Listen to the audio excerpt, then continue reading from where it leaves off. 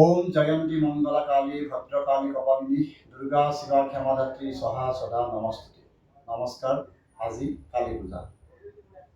আজি অমাৱস্যা তিথি মিলিছে দিনৰ 2:55 আৰু অহাকালি 21 অক্টোবৰ তাৰিখে আবেলি 4 বজালৈকে কালী পূজাৰ তিথিপাঠ থাকিব।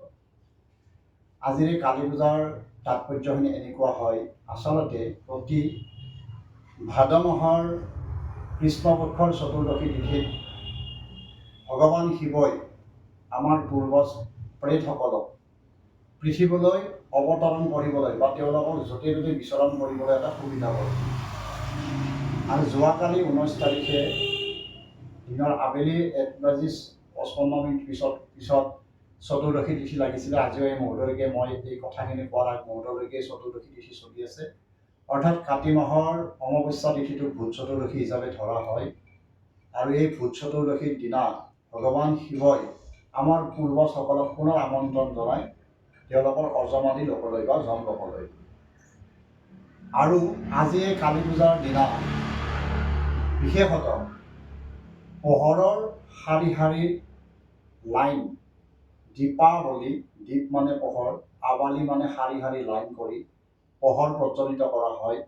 আৰু শব্দধ্বনি হ'ব লাগে।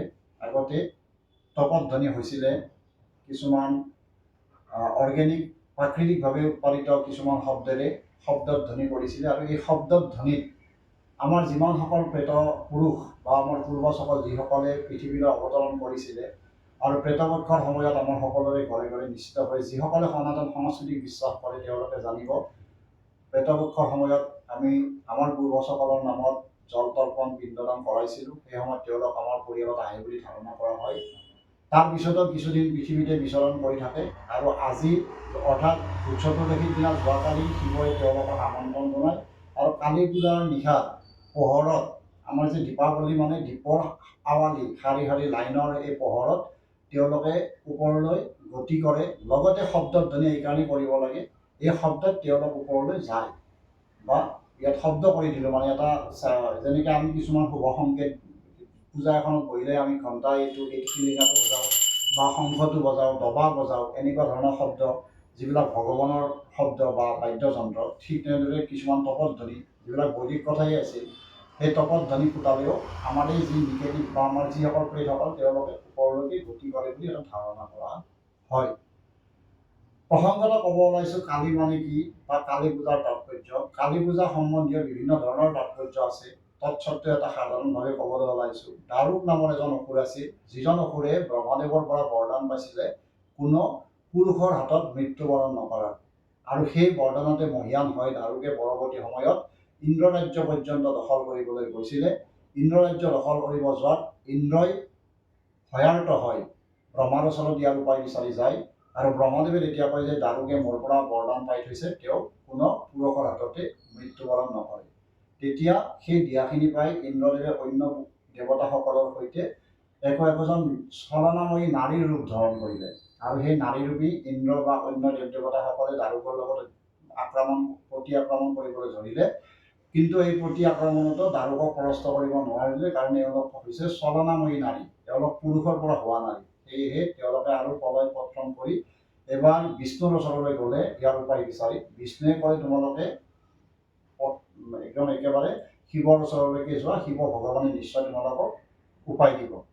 তেতিয়া শিৱৰ ওচৰত এওঁলোক দেৱ দেৱতাসকল যেতিয়া ভ্ৰমণ কৰিলে আৰু শিৱৰ আগত আজ্ঞাবন্ত গোটেই কথাবিলাক ক'লে, শিৱ ভগৱানে অন্য দেৱতাৰ অলক্ষিতে দেৱী পাৰ্বতীক নিৰ্দেশ কৰিলে কি কৰা দেৱী কৰা বুলি।